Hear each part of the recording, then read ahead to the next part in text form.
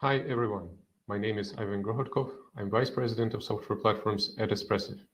Welcome to the second day of Espressif Developer Conference. My talk today is about ESP-IDF 5.0. Before we get started, let me tell you very briefly about ESP-IDF, just in case you haven't used it yet.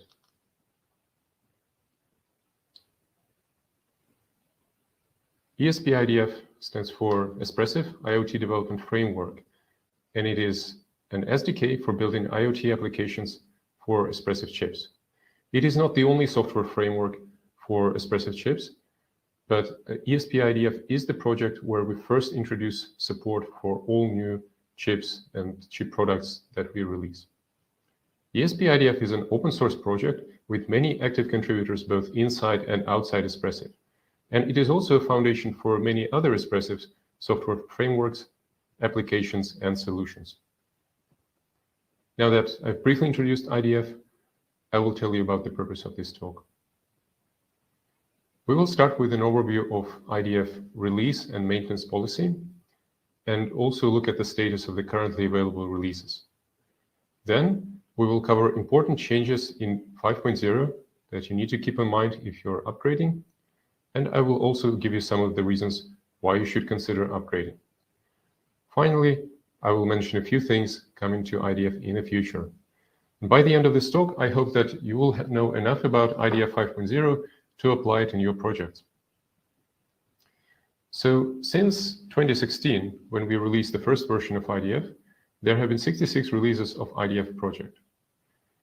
When releasing a new version, we use semantic versioning model, and this model defines the meaning of release numbers. In semantic versioning, the release number contains three components: major, minor, and patch. The patch component of the release number is incremented to indicate that the release contains bug fixes. The minor component of the release number gets incremented to indicate that the release may contain bug fixes and new features, and the major number is incremented that aside from new features and bug fixes, the release may also contain breaking changes. Now, semantic versioning describes how to interpret the release numbers, but it doesn't define which release numbers the project will actually use. To meet the needs of our users, IDF maintains a release branch for every minor version, and I will explain what that means in a moment. The lines in this graph show branches in ESP-IDF Git repository. The development primarily happens on the master branch.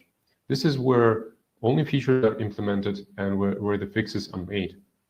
The circles on this graph are releases.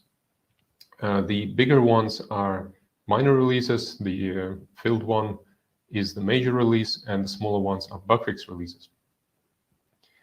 For each major.minor version, for example 4.4, we maintain a release branch, and release branch is necessary to make bug fix releases for a given minor version. So release v4.4 is the branch which we use to make bug fixes for v4.4. For example, v4.4.1 and v4.4.2 are the two bug fix releases on this branch. Unlike master, development on release branches primarily occurs using so-called backports. And a backport is the term we use for taking the changes that were previously done on the master branch and then applying them to one of the older release branches. And this is done using Git rebase or Git cherry pick. So this illustration is simplified because the positions of the circles on the horizontal axis on the timeline, it doesn't actually match what it was in reality. This illustration is just to explain the concept of release branches and bug fix releases that happen on those branches. Normally, we only backport bug fixes into previous release branches, and normally we don't backport features. Sometimes, however, we do backport features when several conditions are met. First of all, the risk of regressions from backporting the feature is considered low, and also if the feature is relatively self-contained. One case when this happens is when introducing support for new chips. It is very common that a new minor release of ESP-IDF adds support for one of our new chips. However, in the first release, not all features of the chip are implemented yet. In this case, subsequent bug fix releases on the given branch may add support for the missing features for the chip which was supported on that branch. Doesn't mean that every feature will be supported, but typically some features will be added in subsequent bug fix releases. However, even if we consider fixes, not every fix will be backported to all the release branches. So to understand when we backport a specific fix and to which branches we backport it, we have to talk about the IDF support period policy. The latest version of IDF support period policy was introduced together with IDF 4.1 release. Under this policy, every release branch is maintained for 2.5 years. This 2.5-year period is split between a 1-year service period and a 1.5-year maintenance period.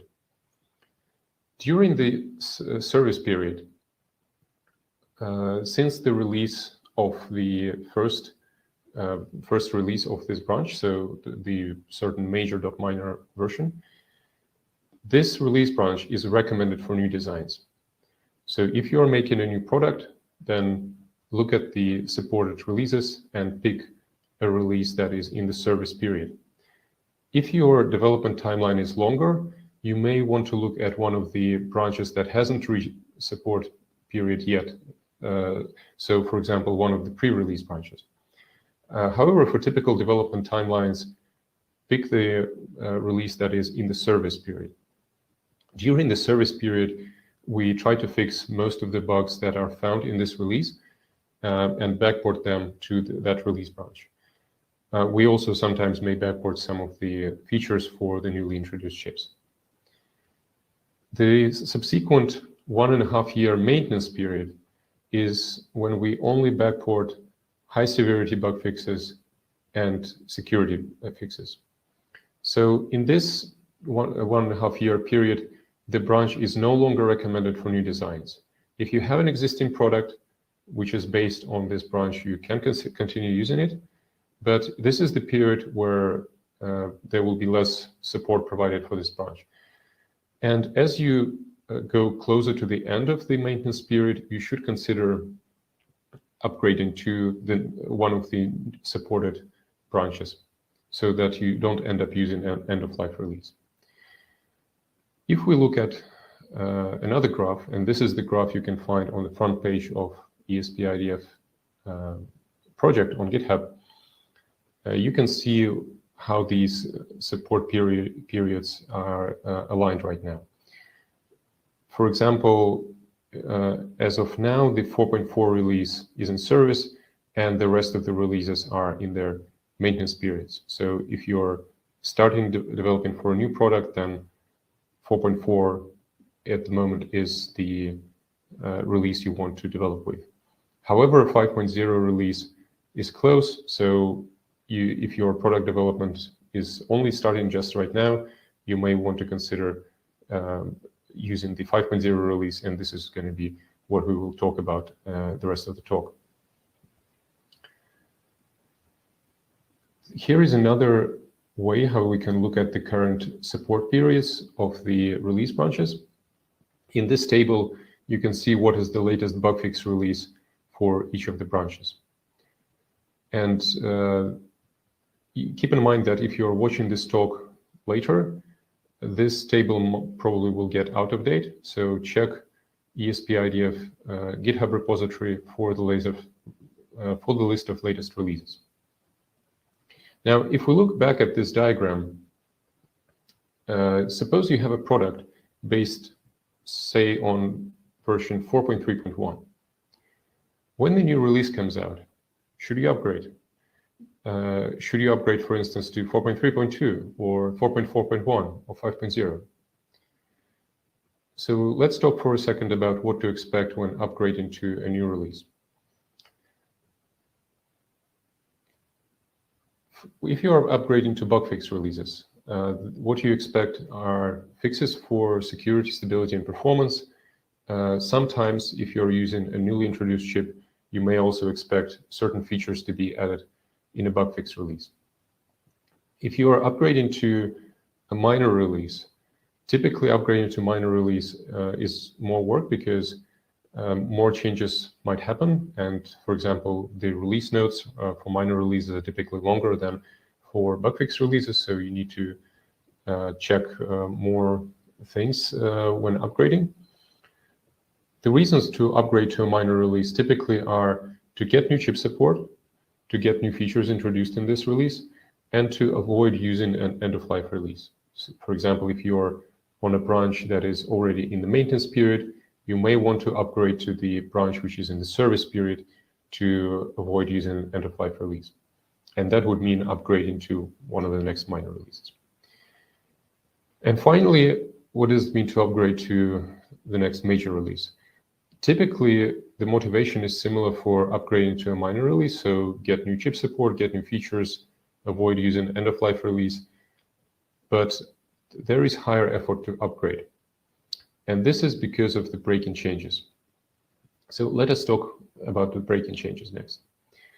ESP-IDF aims to maintain source-level compatibility between releases. What this means is that if you have a project that could be compiled and would run correctly with the previous version of ESP-IDF, then if you compile it with the next version of ESP-IDF and you run it, it would behave correctly as well. So anything that prevents that correct operation would be considered as a break-in change. We try to avoid break-in changes to not violate semantic versioning in bug fix and minor releases. Sometimes, however, break-in changes still occur, and this happens primarily for two reasons.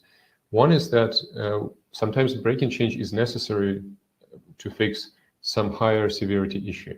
For example, a certain security issue might be fixed by making a break-in change. So let's say a certain cipher or a certain cryptographic protocol that is now considered insecure might be disabled by default in one of the new bug fix or minor releases. And technically that would be a break-in change, but this is a break-in change that is aimed at improving security, and this is why we still make it. Other category of the break-in change is unintentional break-in changes. So unintentional break-in changes occur when we miss certain way in which an API can be used, or we miss a reason why the change would be a break-in change when doing code review. It is easier to notice break-in changes in APIs, like changes to function signatures or changes to names. It is more difficult to notice break-in changes that are behavioral changes. So something that used to work in a certain way, an API that used to produce a certain result, it might start behaving differently in a new version, and this is sometimes what we miss during code review. So in this case, we appreciate reports or issues on our ESP-IDF GitHub repository. If we find some, if the users find some break-in change, then typically we try to fix it in the next bug fix release. So more information on API stability you can find in the API stability page of the ESP-IDF programming guide. So now that we talked about the break-in changes in general, let's move on to the main topic, and that is the 5.0. So break-in changes in 5.0 have been, break-in changes in 5.0 can be broken down into three categories. So first is the changes that we just couldn't implement in a non-break-in way. And therefore, we were waiting for a major release to introduce those break-in changes. For instance, this is the change of the time t-type from 32-bit to 64-bit, which we did in 5.0, and I'm going to tell about this later. So in this case, essentially the feature or the change itself requires to make a break-in change, and therefore it has to happen in a major release. Another category of changes are some changes that we do to make development and maintenance of ESP-IDF possible in the future. So this is cleaning up or removing APIs that have been previously deprecated, improving naming and code structure, improving some design like adding return values or fixing bad API decisions that we've done in the past. And finally, the last category is switching to safer or more secure defaults. So that includes, for instance, the example that I gave with security. So if a certain protocol or a certain method is considered insecure, then changing the default to a different method that is considered more secure might be a break-in change, but it is an example of what we could do in a major release. Another change in 5.0 is that we have started actually collecting the list of changes in the migration guides section of the IDF programming guide. In the previous releases, we only mentioned the break-in changes in the release notes, but release notes are already quite long and it's sometimes pretty easy to miss something there. So putting the break-in changes and the migration instructions for those changes into the programming guide hopefully will allow you to find how to upgrade to this release easier. So we will continue maintaining this migration guide section in the future, and in the programming guide you will be able to find entries, for example, migrating from IDF 4.4 to IDF 5, migrating from IDF 5.0 to 5.1, and so on. So now on to the major changes in 5.0. I listed here several categories. Most of the changes I'm going to be talking about, or actually all the changes I'm going to be talking about, they are mentioned in the migration guides section of the programming guide. So if you want more details about one of those changes, please take a look at the programming guide. These changes that I'm going to talk about, they're arranged in several categories, and I'm going to start with probably the most noticeable one, and that is the components that ESP-IDF actually contains. Previously, when developing ESP-IDF, when introducing a new major version or minor version of ESP-IDF, we would often add new components. The new components typically provided some additional functionality, additional features, support for more protocols, libraries, peripherals, and so on. ESP-IDF 5.0 is here notable because it's the first release where we actually removed components. Here is a list of components that have been removed. Primarily those components, we consider them to be relatively high level, so not very close to hardware.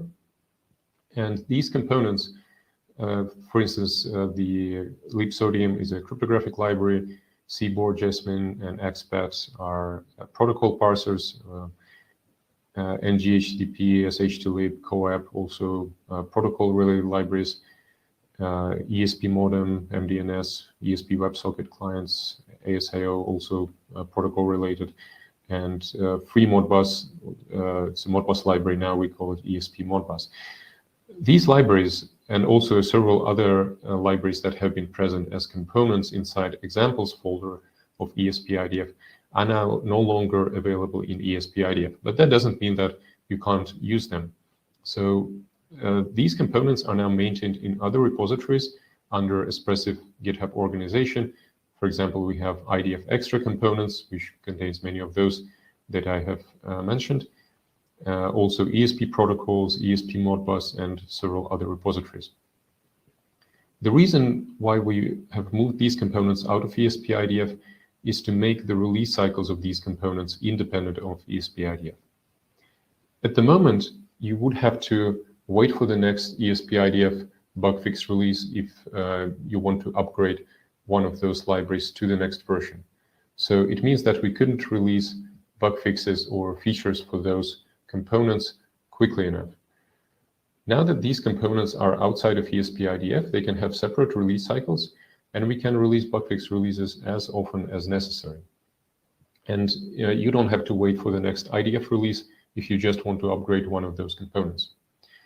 These components can be found at our component registry, components.espressif.com, and they can be easily added to the project using the IDF component manager and IDF-PY add dependency command like shown here.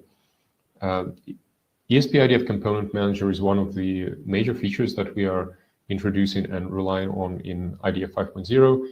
There is another talk at Developer Conference about component manager. I encourage you to watch it.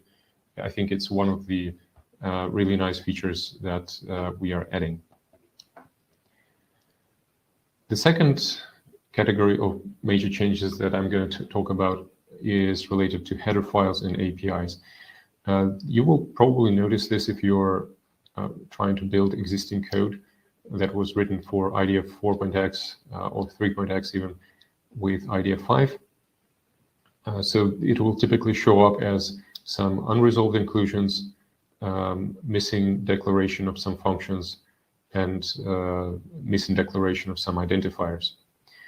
The reasons for those errors or compiler warnings would be because some header files have been restructured. First, we have cleaned up some implicit dependencies between header files. A couple examples here. ESP system is a header file that previously used to include a lot of system-related functions. Subsequently, in IDF 4.3, I think, we have moved some of those functions into more specialized header files. For example, random number generation was moved from ESP system to ESP random. But for compatibility, because IDF 4.3 was a minor release, ESP system would still include ESP random, so that including ESP system, you would still get declarations of those functions. Now that we are in IDF 5.0, we had a chance to clean this up, and now ESP system includes just the bare minimum, and ESP random, ESP mag, and ESP chip info are separate. Another example here is that FreeRTOS header files, which commonly are included in a lot of source files in IDF and in user projects. FreeRTOS header files used to include a lot of header files from other components of ESP-IDF. For example, including any FreeRTOS header would also result in inclusion of a header file ESP-timer.h. And that meant that you could use ESP-timer functions like ESP-timer.getTime without actually having include ESP-timer.h in your source file. And this actually also led to problems that we couldn't break the dependency of FreeRTOS on ESP-timer because of those implicit includes. So in 5.0, this is being cleaned up, and now FreeRTOS header files no longer include ESP-timer.h. So if you use some ESP-timer function and you haven't added this include into your source file, you will need to add it. The final category of those changes to header files and APIs are some typo fixes, for example, something that previously used to be called ESP-JTT encrypted mitim. So with the missing T, the typo was now fixed, and the name is now correct. This is something that we do in 5.0 just to clean up those APIs, and so that in the future, if you stumble on those names, they will look more reasonable. Now moving on to the next category, and that is the toolchain. In 5.0, we are upgrading GCC to one of the newer releases. Previously, IDF 4.x have been using GCC 8.4. Now we are moving on to GCC 11.2. That by itself can be a break and change for some of the applications, because GCC now produces more compilation warnings and compilation errors in this more recent release. So GCC notices more problems in the code that will manifest themselves as warnings or errors. So depending on your project's settings for compilation warnings, you may get new warnings or new compilation errors, and the best recommendation here is to actually go through them and try to fix them. Although compiler does sometimes produce false positives, warnings, or well, rarely errors, it is usually better to make the compiler happy, and that typically results in a better quality code. We have the GCC release notes and migration guides linked from IDF migration guides, so check out the programming guide, the migration guide section, and you will find the changes that you may need to do from the GCC perspective. I also already mentioned the time T change, so that is to resolve the year 2038 problem. In 2038, the 32-bit Unix epoch time T will overflow, so the software needs to upgrade to 64-bit time T type. This has been requested a long time ago, but we couldn't make this change in a non-breaking way, so this had to wait until the major release. And now with 5.0, we are finally switching the default type to 64-bit. So this probably will not actually cause breaking changes to most of the applications, but if you're dealing with time T, like doing some conversions or arithmetic, you need to check whether you are mixing any 32-bit type anywhere accidentally. And the last two changes in the toolchain area, they're kind of related. This is related to the way uint32t and int32t types are defined. Previously in 4.x releases, the way those types were defined was actually different for Extensa and RISC-V architecture. For example, on Extensa, uint32 was defined as unsigned int, and for RISC-V it was defined unsigned long. So we are unifying this, and in 5.x, this type will be defined the same way as unsigned long, both for Extensa and RISC-V. And actually, this is also the way this type is defined in upstream GCC for 32-bit ARM, RISC-V Extensa architectures. So we are just removing this behavior that in Espressif toolchains, Espressif Extensa toolchains, uint32 has been defined as unsigned in the past. However, do note that other compilers like CLang, for instance, define uint32 as unsigned int still.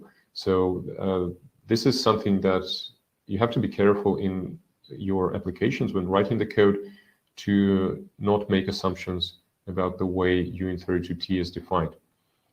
The practical way this manifests in most applications is through format string errors. For example, in this code, if you're printing out an int32t value using the %x modifier, format specifier, then when upgrading to IDF5, you will get the warning or the error actually that is shown here. So the compiler will tell you that the format specifier says unsigned int, but actually int32t is a long. So, and long to int conversion cannot be done implicitly, well, in the case of format specifiers. So the compiler asks you to change this to %lx. Now, the recommended way to solve this is to use the header file called inttypes.h, and this header file provides macros like here shown prix32, which expands to the correct format specifier for the 32-bit fixed width type in 32t and with a hexadecimal representation, so x. Using this format macro prix32 will work correctly with every compiler, with every IDF release, and this change is backwards compatible as well. So if you have a project that needs to be built both for IDF 4.x and IDF 5.x, this way, if you change it this way, it will be built successfully. So now on to the next category of changes, the build system. The most noticeable change here is that we are finally removing the support for legacy GNU make based build system. This build system has been the default for IDF since IDF 1.0 to IDF 3.3. In IDF 4.0, we have introduced CMake based build system, and make based build system was made legacy. And in this release, in 5.0, the make based build system is removed. If you still have a project that has been used in the make-based build system, you can upgrade it to CMake using the script that we provide. This script you can run in any of IDF 4.x releases, and it will try to convert your make-based project to CMake. It will work primarily for simpler projects that stick to ESP-IDF build system usage, as we show in the examples. If you have some very complex or custom component, then you will have to upgrade to the CMake-based build system yourself. If you have been using other chips than ESP32, so ESP32S2, ESP32S3, or ESP32C3, then it means you are already using CMake-based build system, and there is nothing to worry about. Only ESP32 was supported in the legacy GNU make-based build system. The second change here that you probably will also run into when upgrading to IDF 5.0 is that dependencies on certain components have now to be declared explicitly. In previous IDF releases, in all 4.x releases, with the CMake build system, you could actually include header files from the components mentioned here, driver, EFUs, ESP timer, and so on, without declaring dependency in CMake. This was actually not intended. It was just a result that some of other components, which we consider common components and components that do not require to be depended upon explicitly, like FreeRTOS, these components had dependencies on those other components from this list, and that created a transitive dependency. So because your component by default would depend on FreeRTOS, it would also get a dependency on ESP timer or driver or some other components. In practice, this resulted in difficulty to reduce the size of the build. So even if you have a very simple application, it was difficult to build just the bare minimum number of components because of those dependencies. For example, even an application that used no networking at all, it would still compile LWIP, ESP Wi-Fi, ESP event, and some other libraries. So in 5.0, this is cleaned up, and a number of those dependencies are removed. So you will have to declare dependencies on these components now explicitly, and this is done by adding these components to the requires or pre-requires list in your project, in your components CMake list file. Typically, the way those missing dependencies will manifest themselves is that you will see that some header file is not found. For example, you're including GPIO-H or you're including ESP-timer.h, and the compiler complains that it cannot find the header file. And this most likely is because of missing requirement in the build system. Another couple of small changes that you're less likely to notice, the way extra component directories variable is defined. In 5.0, this now has to be a CMake list. And actually, the reason for this change is that in 5.0, we are finally adding support for building IDF projects with spaces in the path. Previously, this was not supported, but for example, on Windows, it's very common to have a space in the username or a space in some name of some directory. So this change was necessary to support building with spaces and paths. We are also upgrading CMake to a more recent release, 3.16. 3.16 is possible to install on most up-to-date Linux distributions and on macOS as well. But if you're running an older Linux distribution, then you either need to upgrade or you need to install CMake by other means, for example, by compiling it from source or by adding some other package registry where a recent enough CMake version is available. This doesn't affect Windows users because for Windows, we always install CMake as part of ESP-IDF installation, so it's already one of the latest versions. And now on to the peripheral categories. For peripherals, a lot of drivers in ESP-IDF 5.0 have been rewritten from scratch, and this is the so-called driver NG, next generation model. The drivers that have been rewritten, they now have different APIs from the old ones.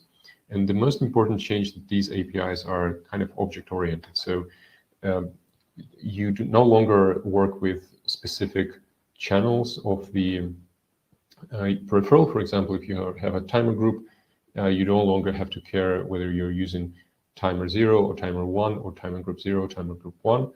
The driver will allocate channels so that multiple components can use the same peripheral without conflicts and without having to explicitly say which component is using which channel. It also helps when mixing projects, for example, that contain components from different authors, because those authors might not have been aware about each other and they end up using the same channel number or the same peripheral instance. Also, the APIs of new drivers are more consistent, so naming and the way configuration structures are declared and semantics of the driver, this is now more uniform between different drivers. Previously, for a lot of drivers, each driver had some unique APIs, and moving from working with one driver to the next driver, you would notice that there is some kind of different way in which APIs are defined. So this is now more uniform. The legacy drivers for those peripherals that have been converted to driver NG are still supported in IDF 5.0. For example, the timer group driver is still there, and your app can use either the old driver or the new driver, but not both at the same time. So this is, strictly speaking, makes it not a break and change, but it is an important enough change, so I mention it here as well. Typically, you will get compilation warnings or link time warnings when you use the old driver, and you can continue using it when you're first upgrading, but going further, it is recommended to upgrade to the driver NG drivers and the new APIs. And finally, a few other major changes that I want to mention. Embed TLS, which is a cryptographic and TLS library that we use in IDF, has been upgraded to a major release, 3.1. And this brings some of the breaking changes in case you have been using Embed TLS code directly. If you have been just using IDF components, then this is not a breaking change for your project, because we have already dealt with all the incompatibilities between Embed TLS 2.x and 3.x. But if you have been calling some APIs, for example, for hashing or encryption, then you need to check Embed TLS 3.x migration guides and update your application accordingly. Also removed are some of the deprecated functions and types in FreeRTOS. For example, the X semaphore handle type has been deprecated as of, I think, FreeRTOS 8. And but this definition was still provided in IDF for compatibility reasons for a long time. So now you have to use the new definitions which are available since FreeRTOS 8. That's, for instance, semaphore handle _T instead of X semaphore handle. Typically, this is pretty easy to search and replace. And also these semaphore handle T types, they are available in previous versions of ESP-IDF. So you will not notice a lot of difference in case you need to compile the project for the older IDF release. We have removed TCP/IP adapter library, and TCP/IP adapter has been a layer or library that provided APIs to configure networking interfaces in IDF 3.x. In IDF 4.x, we have introduced ESP-NetIF APIs, and for the 4.x releases, we have maintained compatibility with TCP/IP adapter, so you could still use it. If you have started developing your application with IDF 4.x, it is most likely that you're already using ESP-NetIF, so this change will not apply to you. But if you have a project that was started at the times of IDF 3 or earlier, then you will need to migrate. A few other changes mentioned in this slide, I will skip them. They are not very significant, and you can also find them in the migration guide sections of the programming guide. So in general, if you have some code base that you still want to be able to compile for IDF4, or if you are developing a component for other users and you want users to be able to use this component both with IDF4 and IDF5, then there is a tip how you can do this. ESP-IDF provides version macros for example, ESP-IDF version and ESP-IDF version val. These macros, they allow doing compile time checks for the current IDF version, and you can use integer comparisons like shown here. So you can check, for instance, if the version is less or greater than ESP-IDF 5. And this way you can add code that works for 4.x and a code path that works for 5.x. And then finally, when you're removing 4.x support from your code base, you can just delete this part that is in the if and if block. And similar in CMake, you can use IDF version major, IDF version minor, IDF version patch macros, variables, and you can use CMake version less, version greater than equal comparisons to compare the version numbers and have custom code in your component or project CMake list file for 4.x and 5.x. For instance, you may need to do this if you're using ADC calibration library, because previously it was in a separate component called ESP-ADC cal, and now it is in a new component ESP-ADC, which contains both the ADC driver and the calibration library. So you will have to add dependencies on this component in a different way for IDF 4.x and IDF 5. So now we are done with all the major changes. As I mentioned, this is not the exhaustive list. You can still find the complete list in the IDF programming guide, in the migration guide section. But let's now move on to the major new features in IDF 5.0. This is also, just like with the major changes, not an exhaustive list. I'm highlighting a few things that you might be interested in and that might motivate you to upgrade to IDF 5. There are 5 categories, and I'll start with the component manager. As I said before, when talking about components that were removed from ESP-IDF, the component manager is one of the most important features that we are introducing in 5.0 and which we are relying on. Actually, component manager is available in older releases of ESP-IDF as well. It's just that 5.0 is the first release where we start relying on component manager for some of the functionality. If you have a project that needs to be built with IDF 4.4 or IDF 4.3, you can also use component manager there. It is supported just the same way as in 5.0. The component manager adds 3 things that you need to know about. Component manifests. Those are the files that declare dependencies on other components, and it basically allows you to install components that are maintained outside of your project and are available either in the component registry or in a Git repository. The component manager is the tool that is used locally to install components and also for component developers to upload components to the registry. And the registry is the online service and a website where those components are actually stored, and you can find components written by other developers. At the moment, component registry is already available and contains a lot of components developed by Espressif and a few other third-party developers. Soon we aim to open component registry to all developers, so you can share code that you have written and components that you have developed with others. Component registry essentially is like a package manager for ESP-IDF. We have a talk about component manager in the developer conference. I highly recommend watching it, and it contains a lot more in-depth information about using the component manager as a project developer and as a component developer.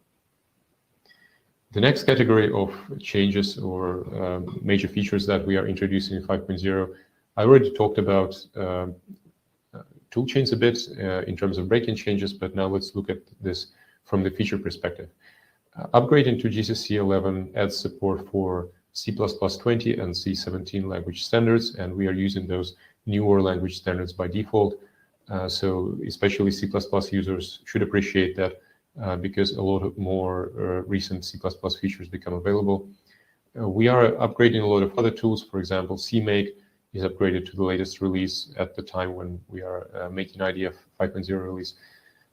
We add support for color diagnostics that has been a requested feature by many users. GDB is upgraded to version 11.2, and we are also adding Python support. Previously, only GDB for Linux has been built with Python support, but now users on Mac and Windows can also benefit from Python modules. And we are actually releasing one such Python module for FreeRTOS analysis. So this is a FreeRTOS GDB plugin. You can find more information about this plugin in the list.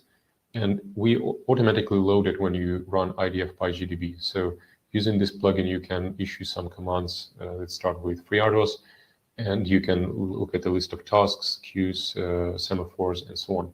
So very useful for developing RTOS-based applications and trying to understand your application in more detail. And finally, another highly requested feature has been pre-built toolchains for ARM64, Linux, and Mac. Now we have those toolchains available, and we also have ARM64 Docker images. So if you're running, for example, Docker on Mac, you will now be able to use ESP-IDF, official ESP-IDF Docker images without having to build them yourself. In the tools and build system, there have been several improvements. The installation scripts now support optional features, so we don't no longer require you to install all the Python packages that every single ESP-IDF feature depends on. This helps with installation times. This also helps put the packages that are more likely to produce some installation issues into separate features so that most developers will not have to install them. For example, one of the features that we introduced is PyTest, and it is basically if you are writing some tests for ESP-IDF applications or components using PyTest, then we have a feature that can be enabled during installation, and that installs PyTest and all the other required packages. I already mentioned support for building building in directories with spaces and paths. This probably will be appreciated by Windows users. We are just adding this feature in 5.0. It is possible that there is still a bug or two related to this feature. So we have tested it for a lot of ESP-IDF examples, but there may be some issues. So if you are a Windows user and if you want to build with directories with spaces and paths, please try it out and let us know. We want to get it working, and so that it will not matter what kind of path you use for ESP-IDF or for your project. Also, to other features that you may notice, the support for reproducible builds has been requested by many users that have multiple developers working on a project, and they want to ensure that they get the same result when building ESP-IDF by all the developers. This is documented in the programming guide, Search for Reproducible Builds. There are some hints how to configure your application and what suggestions to follow to get reproducible builds in your case. Another feature that we are adding is the hints on compilation errors. Normally, when you build a project, if the compilation fails, then you get the error that is printed by the compiler. Sometimes that error doesn't actually tell you what you need to do to fix the problem. This is the case in the example that I mentioned earlier, and that is when you are missing some dependency on a component. So let's say you may have include ESP-timer.h in your program, but if the component doesn't have a dependency on ESP-timer component, then the compiler will not be able to find this header file. In this case, the compiler will just say that the dependency is unresolved, so the header file is not found. However, that doesn't tell you how to fix the problem, and that is by adding ESP-timer to the requirements list of your component. So this feature, hints on compilation errors, is a feature of IDF-Py, which analyzes the compilation warnings or compilation errors and prints suggestions how you can fix this. So over time, we will be including the number of hints that IDF-Py knows how to print, so we can give you recommendations how to solve certain compilation errors and get on with your project faster. So for a lot of break-in changes that have been mentioned before in this talk, We have already added those hints. So you will see this as a yellow or orange text added by IDF-by at the very end of IDF-by build output in case compilation has failed. I already mentioned the driver ng, so the new set of drivers that we have introduced in IDF 5.0. This is just some subset of drivers, so we will be adding more drivers in this driver ng model in future releases of ESP-IDF. And also in 5.0, we have added some of the examples for certain features that we didn't have previously. USB host is one such case. There are new examples for mass storage, USB video class, and CDC that you can find in IDF examples folder. Actually, these all examples rely on external components that are maintained outside of ESP-IDF and are installed using the component manager. And now, finally, a few other major features that we have introduced in 5.0. We have a preview of Amazon FreeRTOS SMP kernel. There was another talk about FreeRTOS at the DevCon. If you haven't watched it yet, highly recommend doing this. It goes in depth about different versions of FreeRTOS kernel and our plan to migrate to the latest Amazon upstream SMP version. This feature is now in preview, so you can enable it in your project, try it out, and then let us know if you find some issues. We plan to move to the SMP version of FreeRTOS by default in one of the future releases.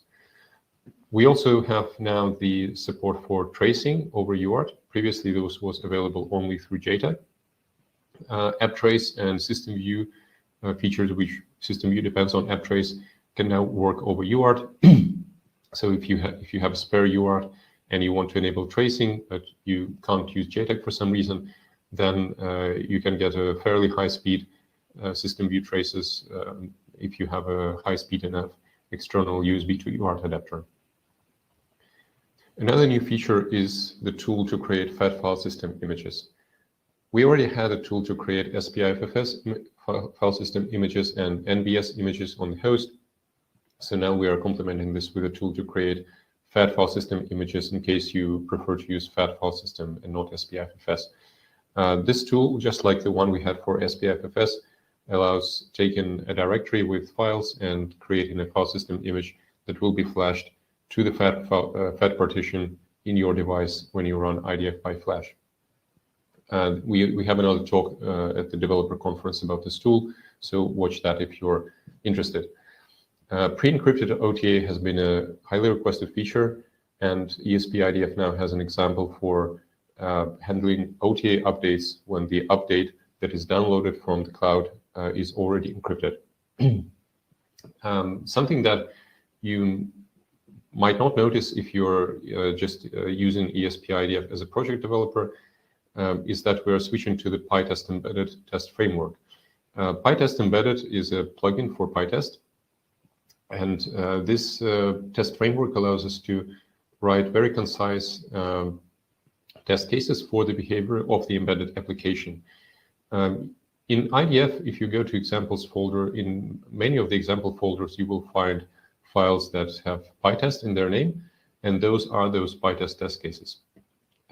Although this is a feature that we primarily have developed for our own use in ESP-IDF and other projects, you can use it in your project as well. So if you want to test your application or test your components, then you can also use PyTest for this.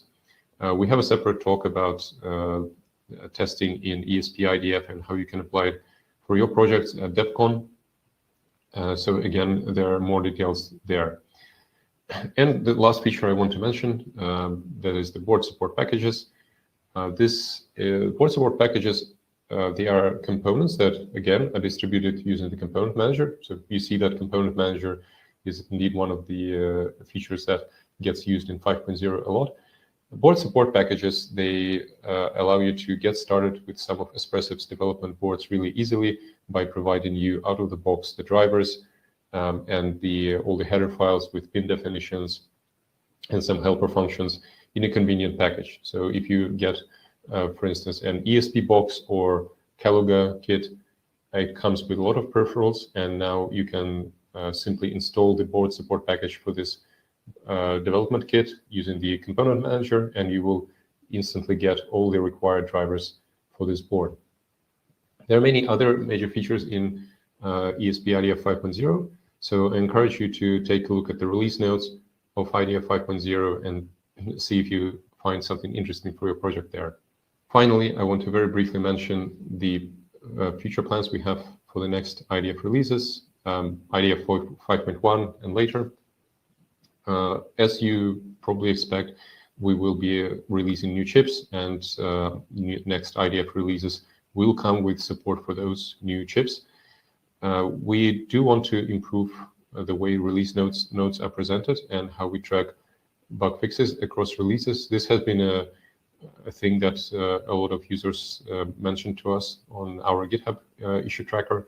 So it is at the moment pretty difficult to see whether the fix that is important for your project has been already backported to one of the older release branches, and we want to improve this process and make it more transparent, and so that we also don't forget to backport those fixes to the releases where you need them. More drivers will be converted to the driver ng model, so APIs of those drivers will also be unified. More components will be available outside of IDF, and you will be able to install updates for those components without having to upgrade the entire ESP-IDF, so just by upgrading certain components. And this will use the IDF component manager. And we do plan to enable Amazon FreeRTOS SMP kernel by default in one of the subsequent releases. At the moment, it's not clear which release it will be, but anyway, I encourage you to take a look at this feature and try it for your project and let us know whether it works for you.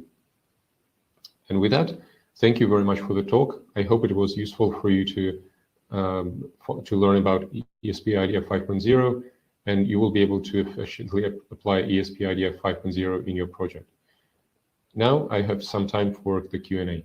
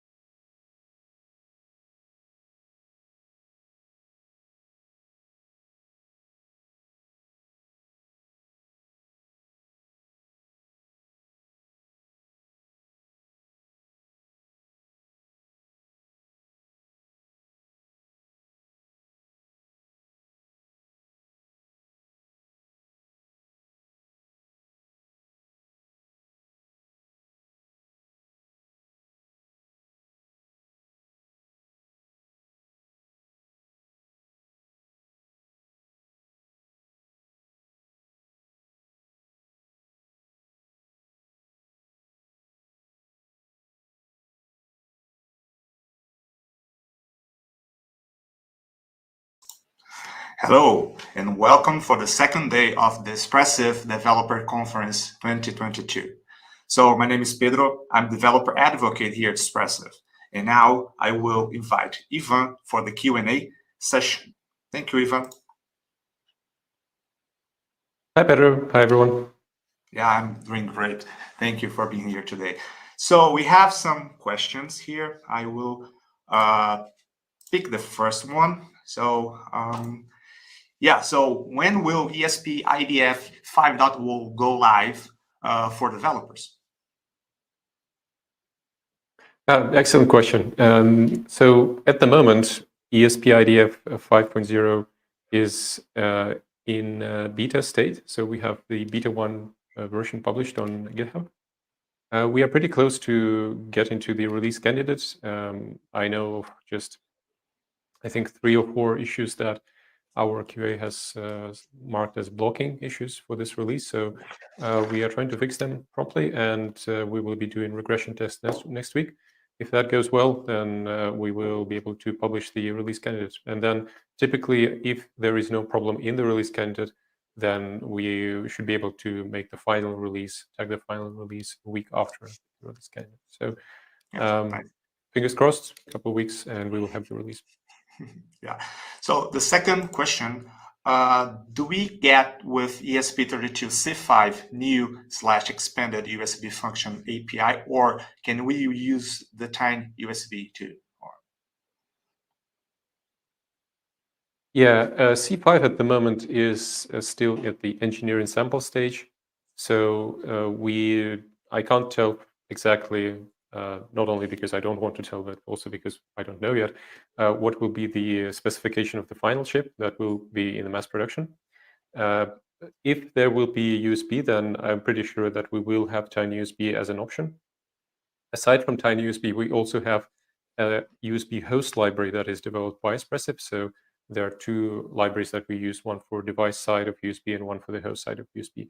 But for the device side, we do plan to make some improvements for the USB high-speed capable chips, such as ESP-32C5.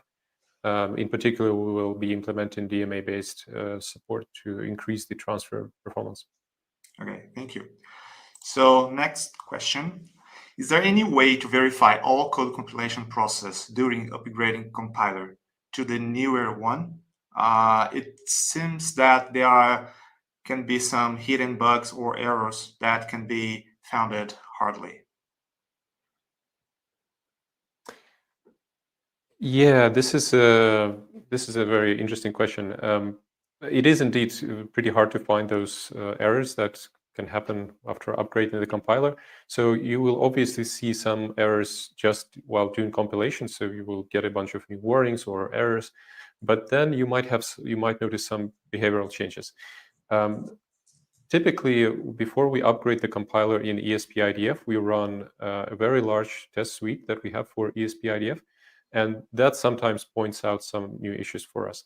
This time, we did actually notice a few behavioral changes in the code after upgrading from GCC 8 to GCC 11, and all those issues were in fact cases where there was some kind of undefined behavior in the original C code, and it just didn't happen to cause a problem in GCC 8, but it does cause a problem with the newer version of the compiler. Aside from actually having a test suite for your project, for the code that you write, that you can run, and then you can verify the functionality, I don't have any better suggestion of how you can find those things there. Okay, thanks. So next question. How does the stability of 5.0 compare to 4.4? I'm usually cautious about updates, so this is a really good question.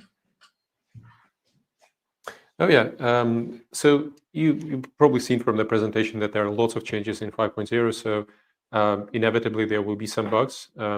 Typically, it depends on what, so basically whether you will use 5.0 now and whether you will upgrade depends on what stage you are in your project. So if you're in the early stage of the project, I would say that it probably makes sense to upgrade to this version, and then you will not have to pay the cost of going through the upgrade process later in the project lifetime where it's already more stable. So doing this upfront, I think, will pay off. We will be releasing bug fix releases for 5.0 for sure. There will be 5.0.1, 5.0.2, and so on, where we will be fixing the bugs that we get to know of. So yeah, initially the stability might not be so great, but if you are in the early stage, I would still recommend that you try to upgrade now. Okay, thanks. So next one is related to Arduino.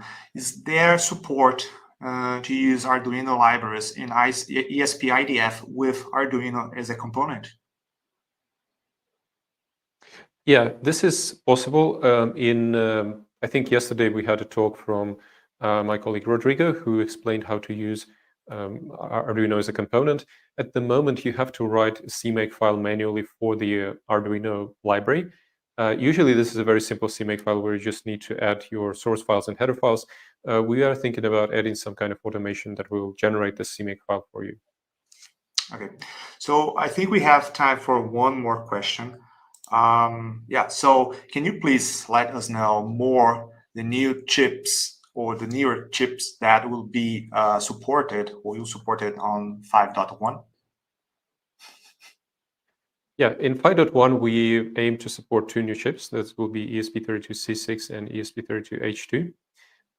Of course, the final level of support will depend on once we get those actual chips, we will test them, and if there is any problem, then we will see how we can fix it. But yeah, from the IDF team side, we are trying to support those chips in 5.1. Yeah, okay, so thank you so much for your talk and also for